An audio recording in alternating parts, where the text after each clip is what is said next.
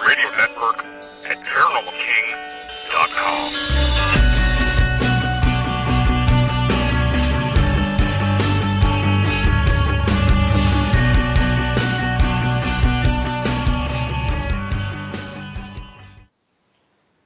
Welcome to the Paranormal News Insider for the week of October 8th, 2019, and this is officially episode number 410, and this is your host, Dr. Brian D. Parsons, and welcome to the Paranormal King Radio Network. We are live at paranormalking.com, and tonight we've got some interesting news. We're talking baseball, but no, we're not talking the playoffs or going towards the World Series. We're talking about a former player, talking about Bigfoot and UFO sightings with this former major league player. We're also talking about alligators. Yes, are alligators paranormal? Well, they are tonight. We'll be talking about numerous strange alligator sightings all across the Northeast, and we've got more now. We're also going to jump into a pretty heavy barrage of UFO stories tonight, most of which is coming from California, but we do have one from the Outer Banks of North Carolina. I'm sure you've seen this video, and we're going to talk about that tonight. And yes, out in California, by that I mean Tom DeLonge and the To These Stars Academy. We're finally going to tackle this story. It's been floating around for a little while, and I've kind of been avoiding it. I did cover this back in July when the big announcement came out, and it just seems like every week people are talking about this story, and a lot more stuff came out during this Storm Area 51 event, and then now all of a sudden there's even more. So it's almost like every week there's a little bit more and a little bit more information. And to me, this is just oh boy, I don't know what to call it, but we'll get into that later tonight. We'll talk about the To These Stars Academy drama that is erupting about their little rocks that Tom's showing off his rocks. Can I say that on the radio? But it's too late. I already did. So yeah, no Loch Ness Monster this week. Thank goodness. I need a break from Nessie. I love him. Don't get me wrong, but some of these sightings are just ridiculous. But anyway. Yeah, if you're not live in the chat room, you're missing out on some chat, and I want to welcome everybody that's hanging out there in the chat room. Welcome, welcome. And every time I think about the live cams from Loch Ness, it's always dark. It's like 1 a.m. there right now. Good morning to all of you out there in Scotland, if you're listening to the show live. Yeah, welcome. It's a little chilly up there, I'm sure. But what else do we have? Before we jump in the news, as always, I like to talk about paranormal conferences and conventions. Of course, we're in the middle of October, and there's a lot of stuff going on. But wow, looking at the ghost lineup, there's quite a few headed your way. If you're anywhere in the Maine, Michigan, Virginia, Pennsylvania, Indiana, Michigan area, there's a lot in Michigan coming up. So if you're in Michigan, you're in for some treats up there. But first on my calendar, I should say next on my calendar, October 11th, that's this weekend, we have Parafest Maine taking place in Vassalboro, Maine, and the Little Traverse Bay Parafest taking place October 11th and 12th in Petrosky, Michigan. Also October 12th, the Fleetwood Paracon in Brandy Station, Virginia. And we have the 3rd annual Central PA Paranormal Convention. Paranormal Convention. Yeah, there's the play on the PA from Pennsylvania, so I guess Paranormal Convention. I don't know how they say it. I have to go there to find out, I guess. Then wrapping October up in the ghost field, we have the October Haunt Fest 2019, October 30th, Cayuga, Indiana. That's going to be a fun event. That's right on the border of Illinois and Indiana there on the western side of Indiana. Not that it's a really wide state. I think it's like 3.5 hour drive across the whole state, unless you get hit with traffic in Indianapolis, that is. UFO events, I've got none. none left in October. There was a handful last weekend, but I don't have anything left in October. I'm sure there might be something out there. I just don't have it on my list. And then as far as cryptozoology events, I got a few here. The Albatwitch Day is this weekend, October 12th in Columbia, Pennsylvania. That's a fantastic event. I got to speak there last year and finally got to go out there. Really wanted to get out to that event just to kind of soak in that culture and see about this creature. It was really, really neat. Really enjoyed it. The 8th annual Chautauqua Lake Bigfoot Expo also takes place on October 12th in Chautauqua Lake, New York. And also on October 12th, the Toledo Bigfoot and Paranormal Conference in where else but Toledo, Ohio. And yeah, I have that listed in the cryptid field, but it's also going to have some ghost people. And anything, I try to put these events in the main area in which most of the speakers are going to be associated with. So yes, in this case, it's the Bigfoot and Paranormal Conference. And during the middle of the week, so most of these conferences, conventions are on weekends, but if you need something to do in the middle of the week and you're anywhere near the Columbus, Ohio area, feel free to stop in at the Westerville Public Library on Wednesday, October 16th. That's next week, as I will be presenting the creepy creatures of cryptozoology. That's what they gave me, so that's what I'm going with. Creepy creatures of cryptozoology, and it's going to be a lot of fun. Westerville Public Library. I'm going to be speaking for a couple of hours. They usually send the cops in there to shoo us out of the building. Usually the last one out when they lock the doors. It's always a good time. This is actually my 11th consecutive year speaking at this library. I think I've done like 14 or 15 appearances at this place. I'm a regular minor local celebrity in Westerville, I guess. But it's a lot of fun. It's a great building and a very historical building, and always a good turnout for that. It's right there in the Metro Columbus area, just northeast of Columbus, Ohio, the Westerville Public Library. Again, next week, and I'll be talking about that next week, obviously, and probably the week after as well. I think I hold the record from, well, my personal record is about 3 hours that I did at that event. So yeah, next week, Wednesday, October 16th, the Westerville Public Library. And wrapping up October, see, I have the 2019 Texas Bigfoot Conference in Jefferson, Texas, taking place October 18th and 19th, and the Tennessee Bigfoot Conference, October 25th and through the 27th, I should say, at Kingsport, Tennessee. So get your Bigfoot on down there in Texas and Tennessee. And as always, you can find this list at paranewsinsider.com, along with a lot of other information. Links to listen to the show live. You can get some of the news that I use, not all the news, but links to some of the news that I draw some of these stories from. Link to the blog, which I'm way overdue on updating my blog. Haven't written anything for a while. Some links, contact me, as well as a link to the show archives. So if you want to listen to the show, old episodes, I know this is, I hear it from a lot of people, especially in the radio business, that this is not a great format. That's what they tell me. That talking about the news is very dated. It's old. It's ripe, and the show is already old before it's even over. But if you do want to listen to past archives of the show, all 409 of prior episodes, I have a link that you can go to and listen to all of them, even before they were uploaded onto the rest of the internet via Podbean. And of course, if you want to continue to listen to this show in alternate forms, you don't have time to listen to it live. I don't know what you're listening to it on out there. If you're not listening live, if you're listening through Podbean, which is where I upload it to, maybe you're listening to this on YouTube, maybe Stitcher, maybe Spreaker.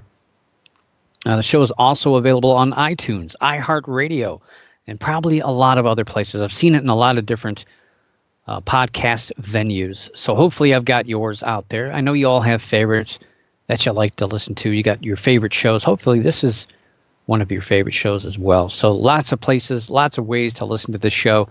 And also the Paranormal King Radio Network. You can listen to all the great shows that are on there as well. That you can find all those shows in a lot of places as well as mine. So I got to talk about that. Anyway, now that the paycheck has been made, we can move ahead to the news, and we'll get into some cryptid news and talk about this crazy former baseball player. And I talked about this story way back at the beginning of the year. It's kind of neat. I like when stories kind of sort of wrap themselves up. They come around and we get to talk about them after they've kind of developed. And in this case, this one's kind of shutting down, more or less. Former Major League Baseball player Jose Canseco. Might remember this guy. I'm a big Cleveland Indians fan. I live near Cleveland, Ohio, here in Northeast Ohio. He took a baseball off his head for a home run in the old Cleveland Stadium, Cleveland Municipal Stadium. Bounced over his head, or off his head and over the wall for a home run. I think that's where all this stuff started for this guy, to be honest. Well, he announced earlier this year that he was starting a Bigfoot and UFO research organization. That was back on February 12th when he tweeted, quote, "Come spend the day with me and my alien buddies and I'll show you Bigfoot and a real alien," unquote, along with stating to contact his agent. Well, Huffington Post did contact his agent, but it got a message that his inbox was full. They did leave their number and received a text from Canseco's manager that stated essentially that he was taking a lucky 5 people out into a special RV for the low, low price of just $5,000 apiece to, quote, authentic alien sightings and proven Bigfoot habitats, unquote. You know, this all sounds exciting if you like to peruse the deserts of Nevada. But sadly, it seems his dreams of leading his own paranormal team have been put on hold, at least for now. At least for now. Maybe he'll pick it up. Maybe we'll see this in the future. Never say never with Jose Canseco. That's all I can say. And if there's money involved, it's a sure bet that he will be a part of it. The reason to stall the plan comes as a production company is said to have been interested in documenting, I guess you'd call it an event. It would be wonderful to see. I would be willing to pay $5,000 just to watch this unfold. It would be really, really interesting to see how he would conduct himself, or what he would actually be doing out there looking for Bigfoot and or UFOs. So that aside, he's apparently working with some production company, but not just that. Canseco's also getting ready to open up a new business. Brace yourselves. I mean, he's a big venture guy, always trying new things. So this is his new business. It's called Jose Canseco's Showtime Car Wash. Jose Canseco's Showtime Car Wash. And hold your applause. Hold your applause. This is opening up just west of downtown Las Vegas, Nevada, and he plans on having his grand opening and a red carpet event. Just hope there's not too much water there. That's going to be on October 26th to celebrate the grand opening. A red carpet event. Wonder who's going to show. So if you didn't go out there for Storm Area 51, maybe you got a comp hotel deal lined up. You can go back out there. That's the time to do it. October 26th. And Canseco also plans on hosting his podcast. Yes, he has his own podcast. I don't think it's paranormally driven. I think it's just probably all things weird. Anyway, from the site, and he will be signing autographs on Wednesday nights. So he's not really directly competing with this show. So maybe I'll have to check him out. Sorry, boss. He's going to be competing with you. But anyway, Jose Canseco. Sad. I wanted to see this story develop. Could have been the biggest story of the year. In reality, if he would have taken some people out there and looked for Bigfoot UFOs, I think that might have actually been the biggest story of 2019. I'm just saying. It would have been probably the most ridiculous story. Well, I don't know. No, that Storm Area 51 is a pretty ridiculous story. So that is your Jose Canseco news. But that's not all your cryptozoology news for the week. I mentioned at the top of the show, alligators. And there's been a lot of interesting alligator stories popping up, most of which are from Florida. And Florida is an interesting place. When I retire from hosting the Paranormal News Insider someday down the road, I don't know, maybe around episode 500. I haven't decided yet. I don't know when that's going to happen. I decided already that I'm going to host a show that's going to be called, and I'm stealing this from a coworker, by the way. It's going to be called Florida Man. And I'm just going to talk about all the crazy stories of people in Florida and all the crazy zany stuff that people do down there or see down there, even though I don't live in Florida. It's a nice place to visit, but give me a plane ticket or a rental car and get me out of there. But anyway, yeah, we've seen a lot of stuff happen down there in Florida. Alligators climbing fences. We've had dogs attacked, people attacked, alligators swimming in the streets this year. Just a lot of zany, crazy things about alligators. But what's really captured my interest is these alligator sightings across the eastern part of the United States, even in Chicago. Chicago, Illinois captivated America for a very short period of time, like a week. With its Chance the Snapper incident. This alligator found in a lagoon up in Chicago, the Chicago metro area. But Pittsburgh was also on the map earlier this year for a number of alligator sightings.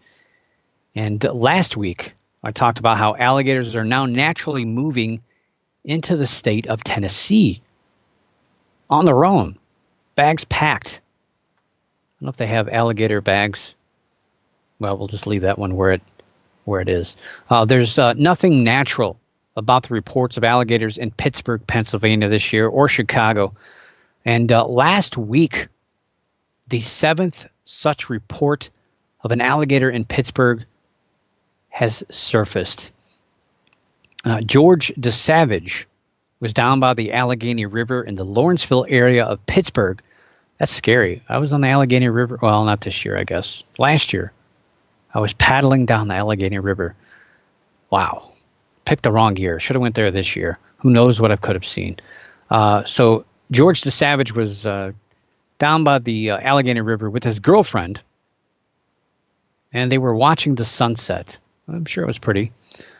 The sunset, by the way. Sunset. I don't know what his girlfriend looks like. I don't want to start any problems. No problems here. When George just happened to glance down, because you never expect to see an alligator anywhere, sometimes even in Florida, you don't think about it.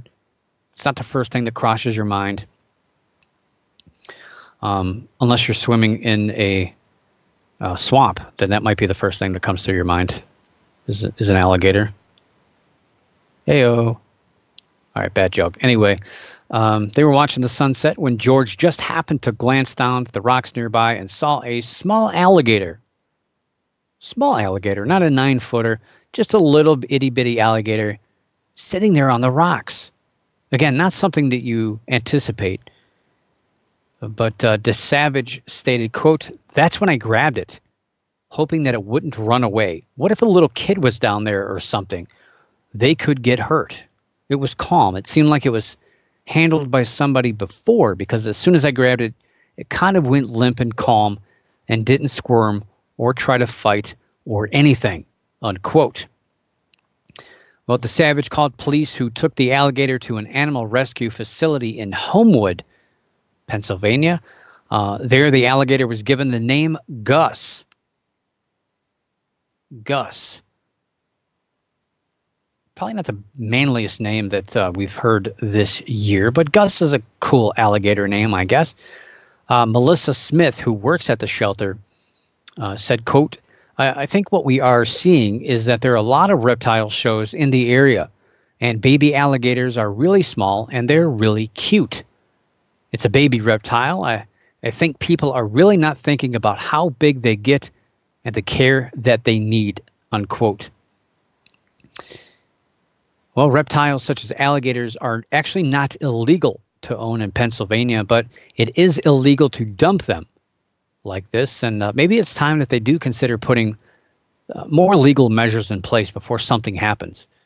I mean, state of Ohio was like this for a long time, really long time, about wild animals, exotic pets being in people's backyards and different things until, unfortunately, back in 2011, a number of animals were let loose on purpose by a man in Zanesville, Ohio.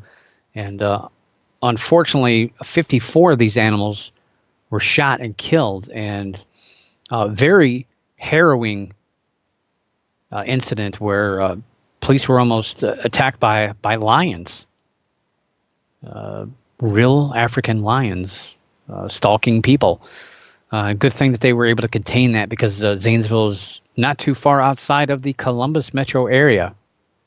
Pretty close to Westerville, too. That would have been scary if I'd have been down there for that. So here in Ohio, laws were put into place, a little bit stricter laws about who can own what and what conditions they live in. It's caused a lot of problems, but I think overall it's the right thing to do. And I think Pittsburgh, or at least the state of Pennsylvania, should start looking at this and trying to figure out how they can keep this from happening. I mean, hopefully this news getting out, people talking about it, giving people suggestions of not to let them loose. Don't dump them in the Allegheny River. And also, DeSavage, he commented, he says that he suggests that he doesn't recommend that anyone else try to catch an alligator. What he did was probably pretty stupid, but he was just fearful that this alligator would get out there and maybe injured somebody else, or worse, maybe just it died on its own, just suffering in cold water. And yeah, this was not a very big alligator, about 2.5 feet long, not very big, seemingly docile. I mean, again, you don't really know what to expect from an animal like this, and pretty much anything under 4 feet, not really going to hurt a human too much. Even if you don't expect it, it's probably not going to kill a human, a full-grown human. But children, it could severely injure children or kill a child. And you also have pets and everything else. And it's just not a good situation for the alligator to be in either. The South Side, Beachview, Carrick, and Shaler areas of Pittsburgh were also where alligators were discovered earlier this year. The largest was discovered in Beachview, which escaped from a home. It actually broke out from a room or something it was in, and fell down. It fell down a few feet and was able to get to the street and was kind of walking around down there in Pittsburgh. This thing was pretty big, 5.5 feet long, and his name was Chomp. Now, that's the appropriate name for an alligator. Personally, I would name it Elvis. Elvis, because Miami Vice, anybody ever see that? No? Maybe? I don't know. Just thinking. This was escaped by accident. The homeowner, I guess, was cleaning something, and the alligator just slipped out. And luckily, neighbors, people who were walking their dogs, saw this alligator, and luckily they knew who the owner was. So it wasn't a major problem. Unfortunately, it became a major problem when Mark McGowan, police showed up to investigate this incident, and he was ultimately charged with 33 counts of animal cruelty, and 2 other alligators were taken from his home. So along with the one loose one from Mr. McGowan and the 2 in the home, there have been 4 other instances, including the one I just talked about, of loose alligators in the area this year, just this year alone, all considered to be basically pets that were tossed out due to their growing size and, their cost to maintain. And, like was commented, with the this incident at the animal shelter. Melissa Smith, she says that there's a lot of reptile shows. So these reptile shows are selling these alligators, and they're getting them probably more than likely from Florida, Louisiana.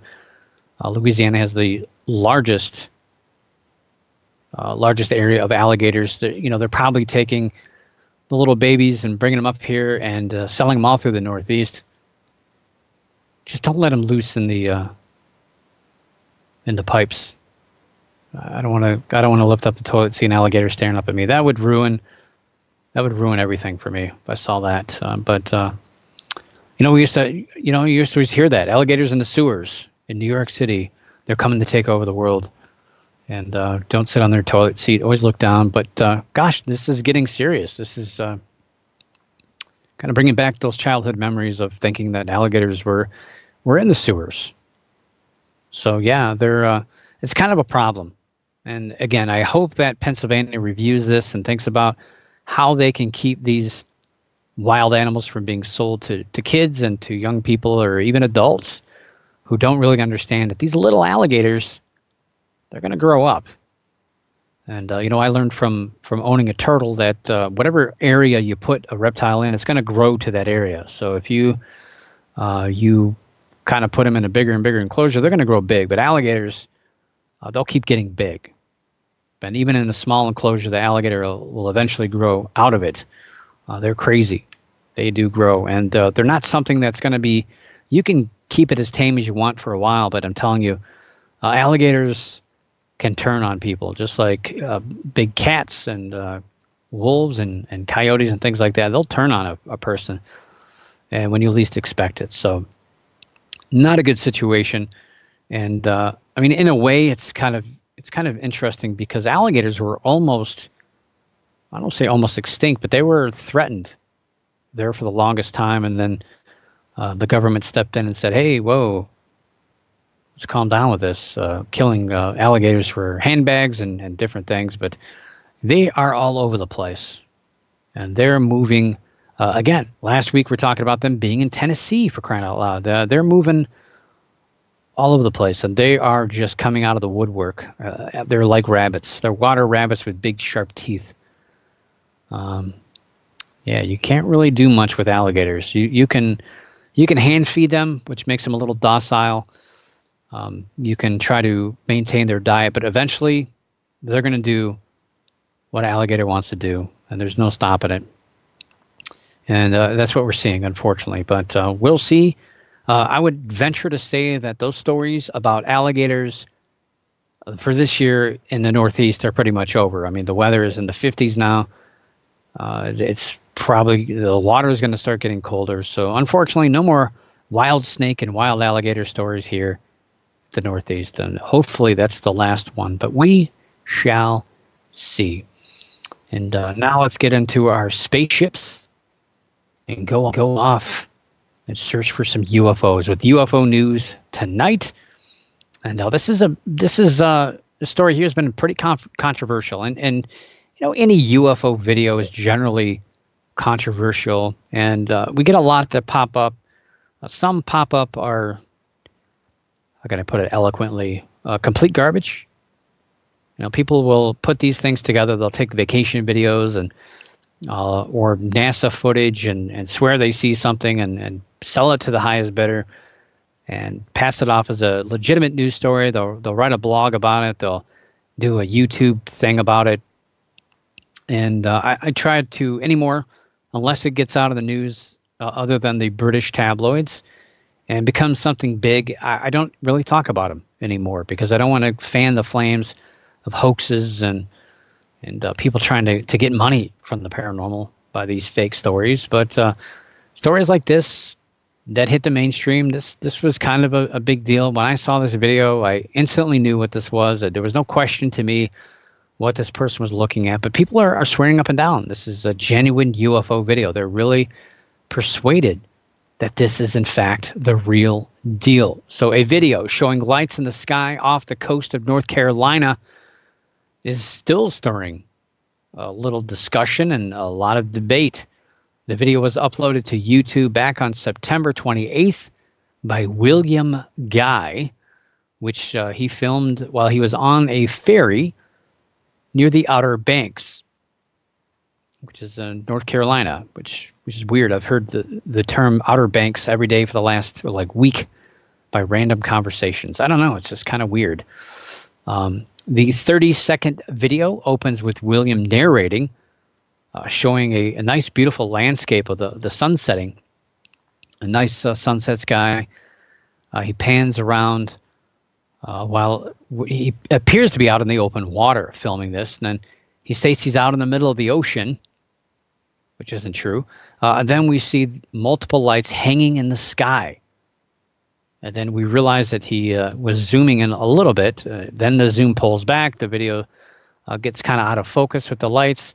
I think as quickly as we see these lights, he continues to pan, leaving a lot of people upset who were commenting on this video. But the lights were pretty much in this video, I would say about a third of the amount of time that we see now in the video. But he does say that the video is a lot longer. But how much longer do we see these lights? I'm not sure.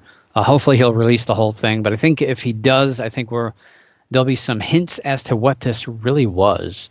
Now, some are also upset that he filmed it with his phone in the vertical position. Heavens. Are we still talking about this in 2019? So up and down instead of horizontal. So it's not landscape mode on his phone. People complain about everything. The video was taken on a ferry out on Pamlico Sound, which is in a kind of an inlet of water between North Carolina and the Outer Banks. So it's really not out of the middle of the ocean. You do have land pretty much all around you. It's just a matter of perspective. It appears that you're out in the middle of nowhere.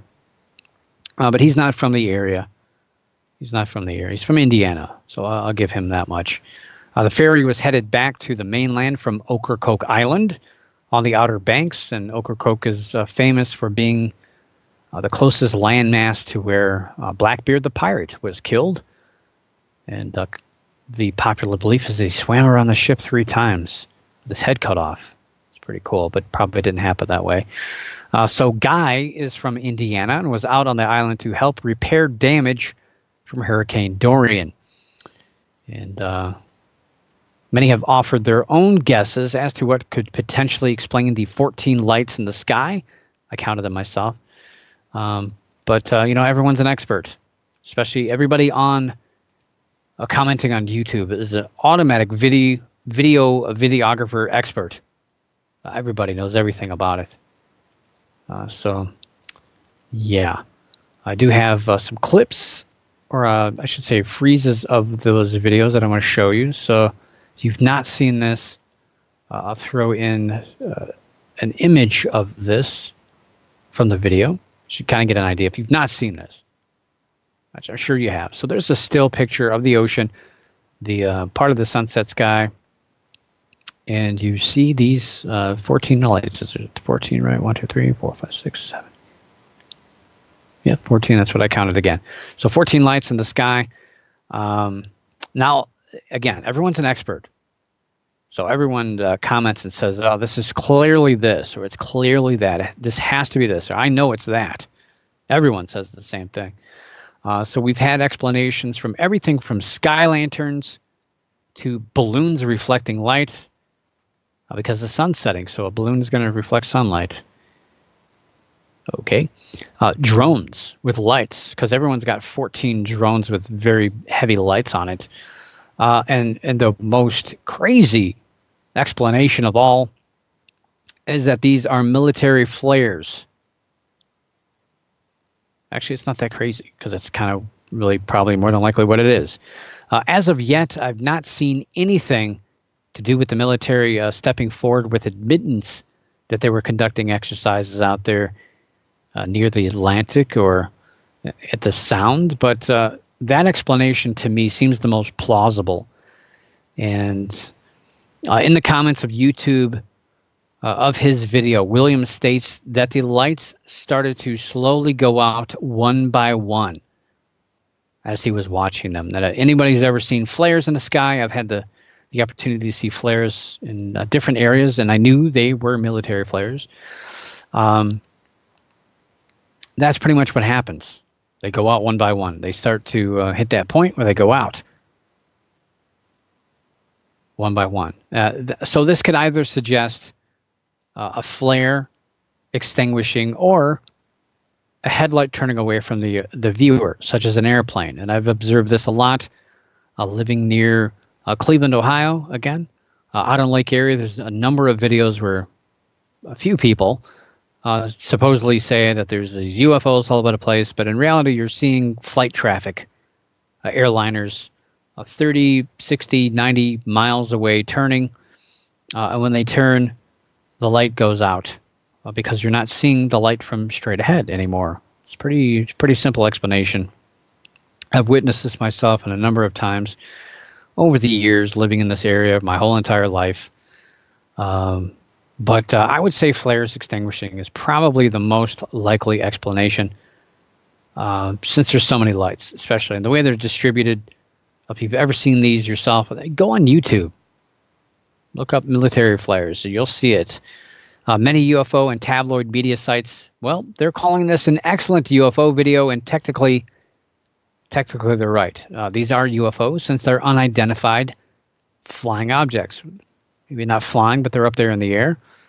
Yeah, it could be seagulls reflecting sunlight off their wings. Or maybe they're carrying lanterns in their mouth. I don't know. Could be crows. They like to steal shiny objects. Who knows? Yeah, again, if you look, these lights look exactly like all the other flare videos that have turned up on the internet over the years that have claimed to be UFO sightings. And this is believe it or not, this is the time of the year in the fall. I'm willing to bet, and this is the third time I've said that, and another story I'm going to talk about betting, that we're going to see, before the year is out, another UFO video that's nothing more than flares. It's going to happen. Happens every year, at least a few times. As a matter of fact, the excellent research, and I say excellent, this guy is an awesome UFO researcher, Scott Brando from UFO of Interest. He he's constantly debunking, this dare I say garbage that turns up. I hate the fact that we have to spend our time and energy focusing on debunking stuff. But at least this gentleman is legitimately saying that he thinks it's genuine UFOs. But Scott Brando of UFO of Interest put up a YouTube video, and it's sad because the last time when I read it, or when I saw it, I should say, only 9 people had seen this video. I don't get it. But he's got a side-by-side comparison of these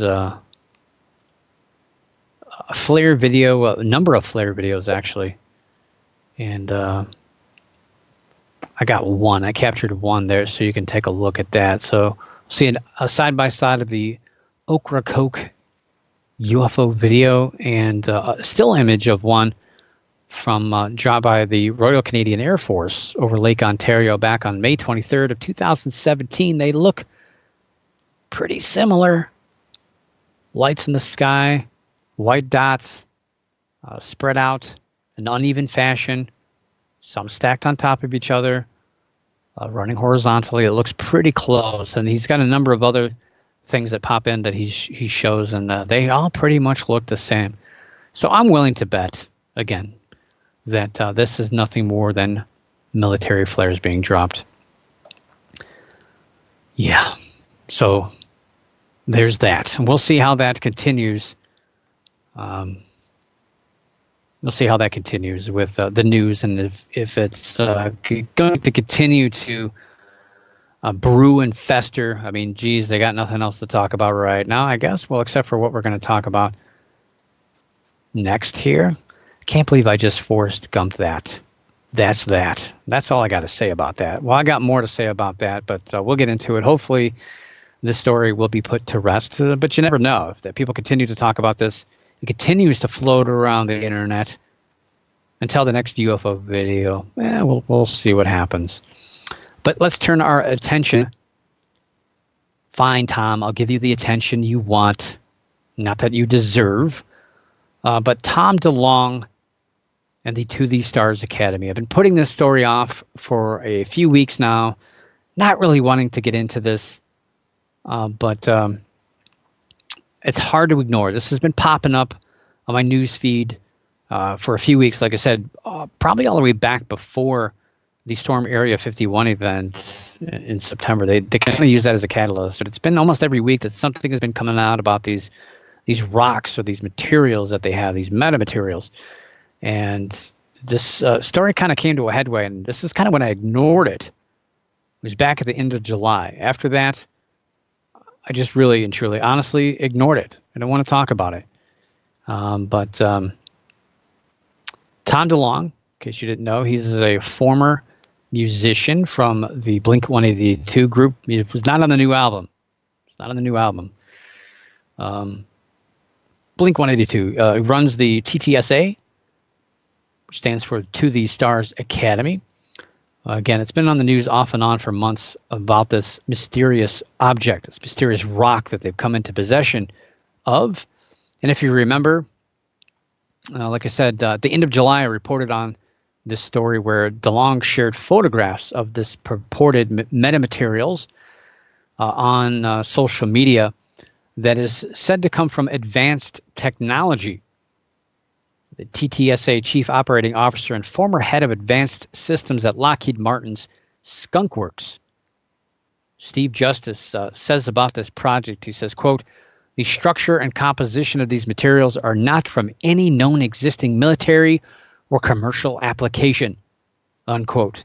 I don't know how they know that when they haven't even had it tested, but apparently just by looking at it and touching it through gloves, you can tell that, I guess. Or, maybe that's just the assumption from other people who have had possession of these materials is now giving it to them. But maybe that's just to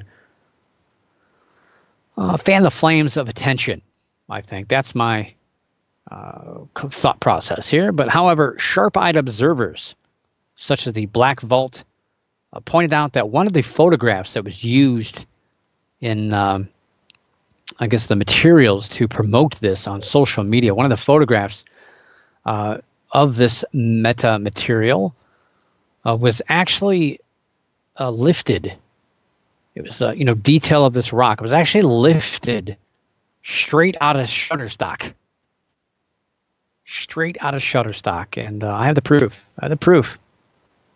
Show you a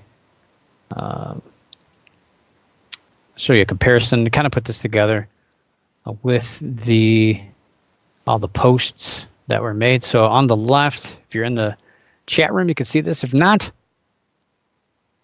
we get to wait a while, I guess.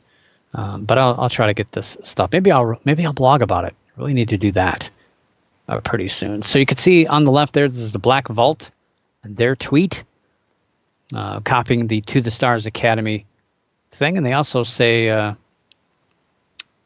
the Black Vault asks why the To the Stars Academy show a black and white photograph of a mineral known as malachite. Malachite. They stole the picture from Shutterstock, and it's a black and white image of the color image shown on Shutterstock. And you can see that in my pictures there on the right. It's the exact same one. It's just a little bit zoomed in. You can see the details the same. And then above that is the sample of this purported metamaterial that they took. It looks a little different. I don't see the detail where they're showing on this malachite here, but it's eerily similar.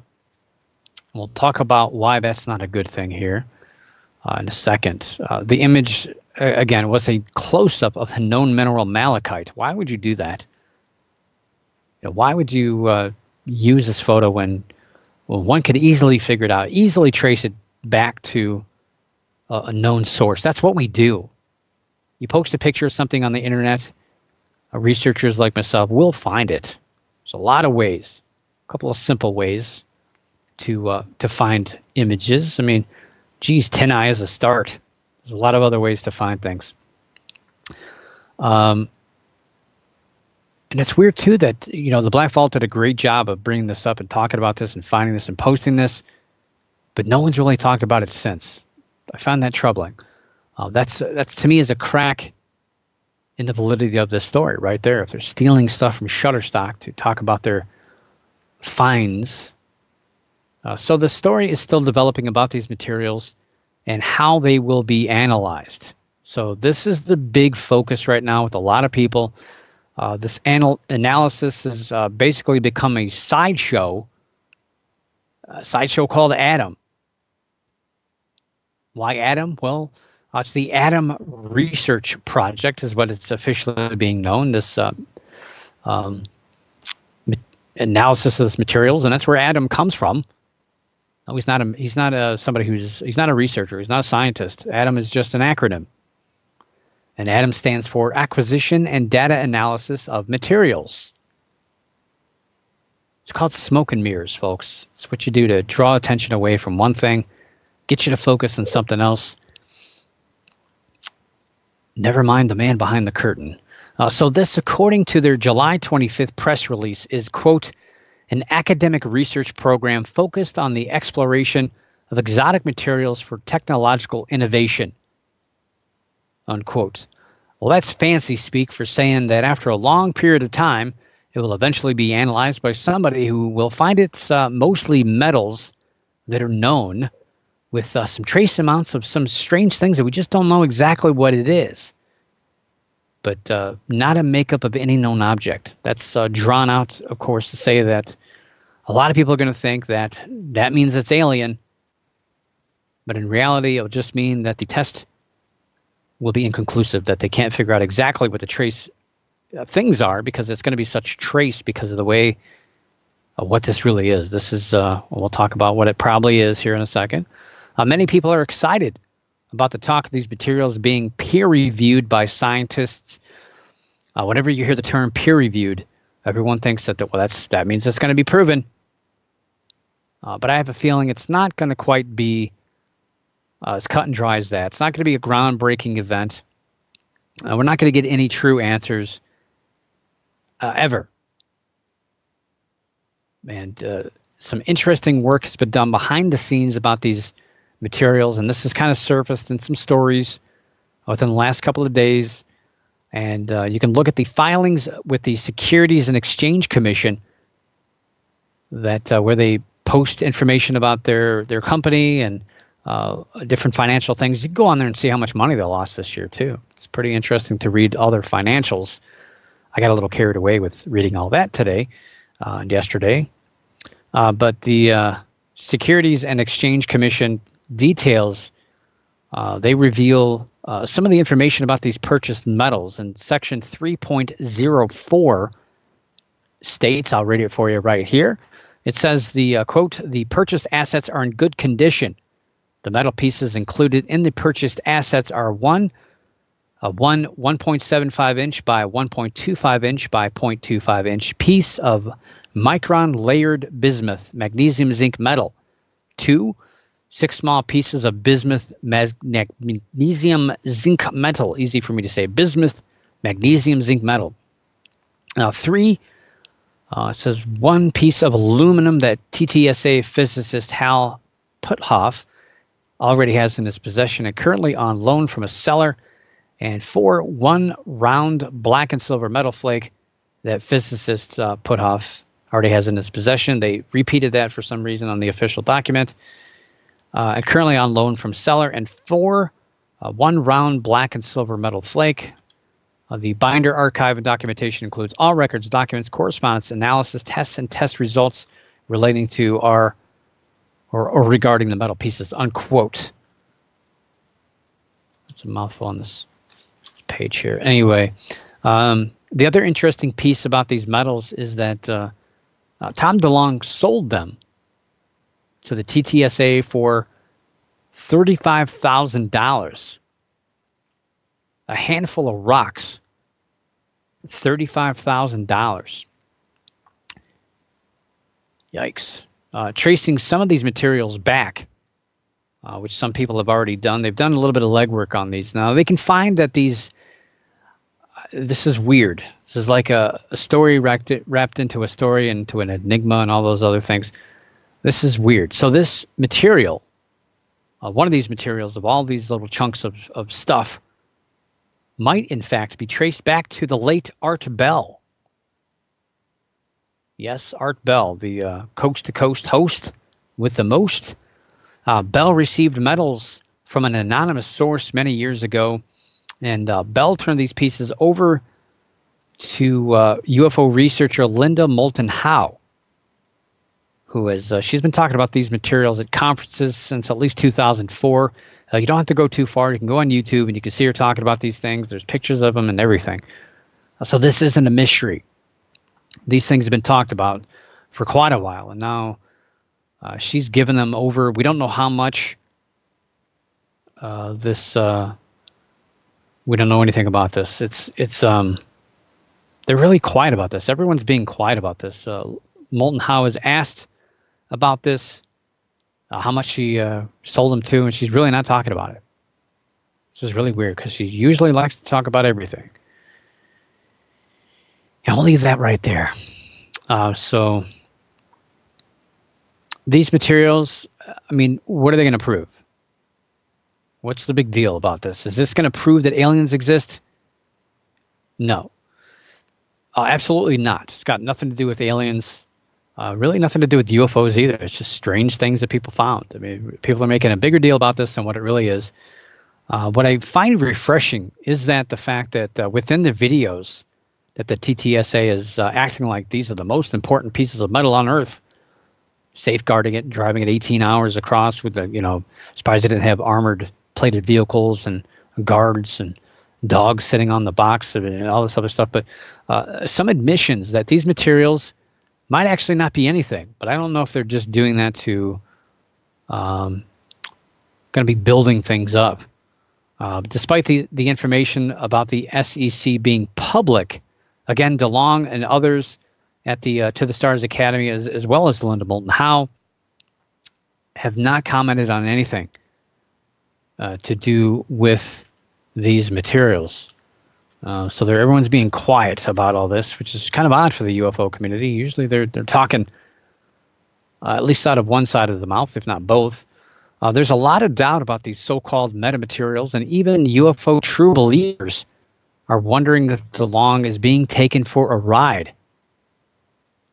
While many who smell the aroma of a cow pasture wonder if Tom is talking out of both sides of his mouth as well about these things. And there he's taking these stories and these rocks for an extended tour and to get publicity for bigger and bigger projects. And we saw this years ago with the Bigfoot community with a certain hoax that happened in September of 2008.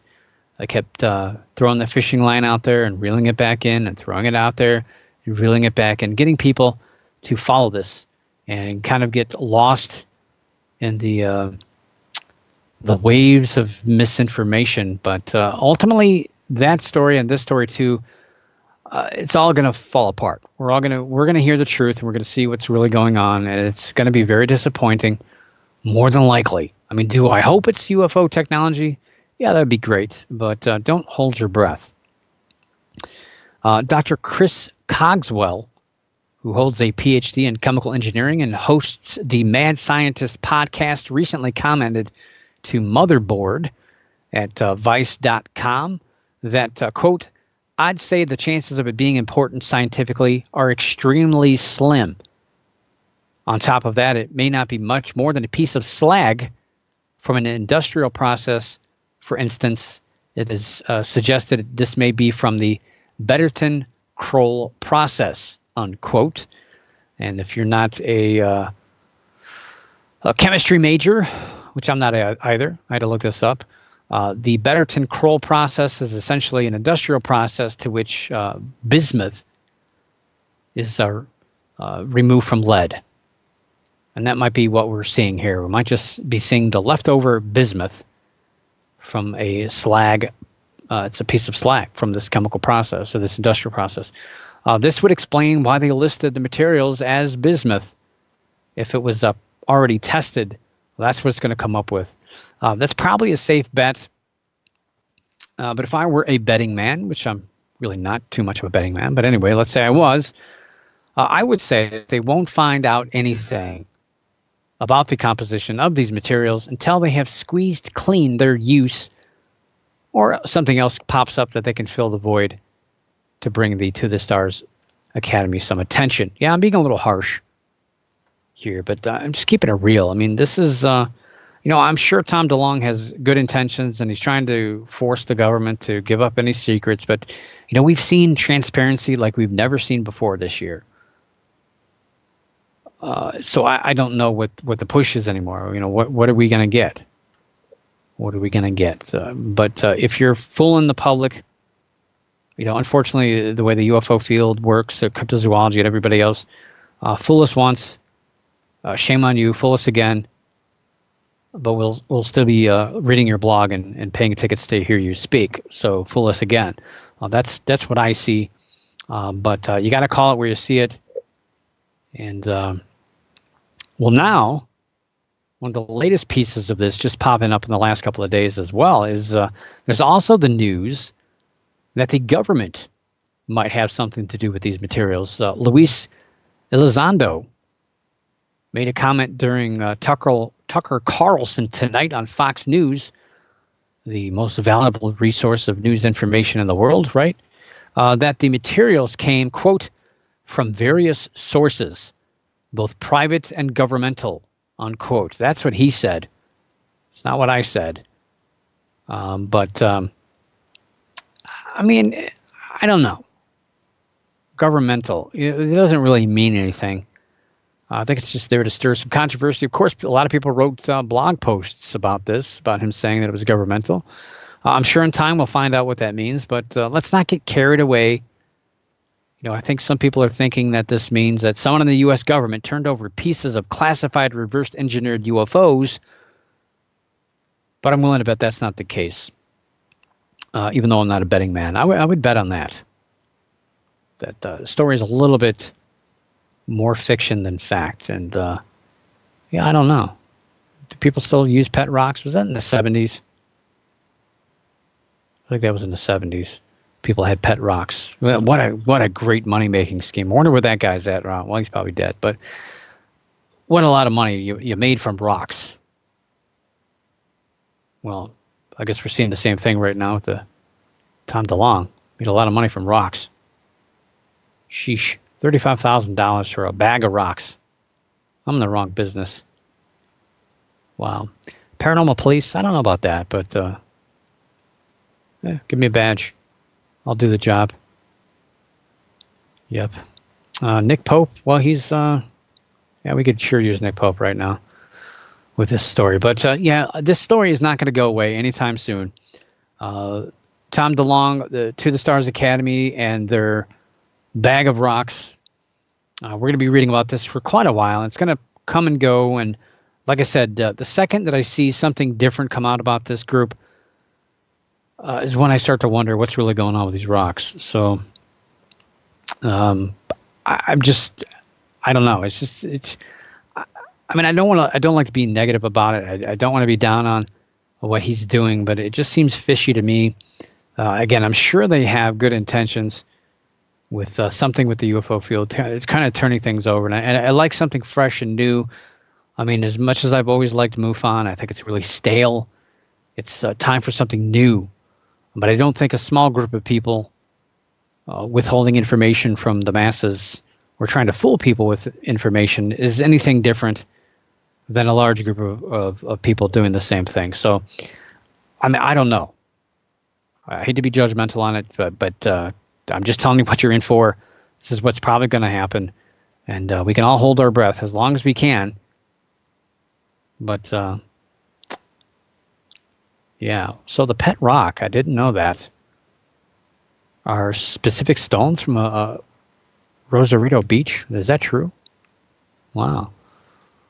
Custom cardboard. So these were live pets, custom cardboard boxes, complete with a straw and breathing holes. They got to breathe. The rocks got to breathe. I didn't know they came from a specific place. Pretty cool. Very smart. I wish I had my pet rock idea. Interesting stuff. Anyway, we'll see what pops up next week in the paranormal news. I got a feeling we're due. We are definitely due for something big. I don't know why. I just got that feeling that there's a big story on the horizon. And along with probably another video of military flares, more than likely, another one of those. But I don't know. I got a weird feeling that, and it might not happen until next Tuesday. I don't know why I feel this way. I don't really predict things like that, but I just got this weird feeling that we're going to see something big. Hopefully we do. I mean, time is winding out for this year. I'm already thinking about putting together my top 10 paranormal news stories for 2019. Gosh, we don't have that much longer. It's almost October. Well, it's almost the middle of October, I should say. Next week is the middle of October. And speaking of next week, that's right. I will see you. Well, you'll hear me, I guess, next week. But for now, keep your eyes in the skies, your ears in the woods, the hair standing on the back of your neck, and always keep your mind at least slightly ajar. Don't let your brain swell out. And above all else, don't stop believing. For the Paranormal News Insider, this is Dr. Brian D. Parsons reporting.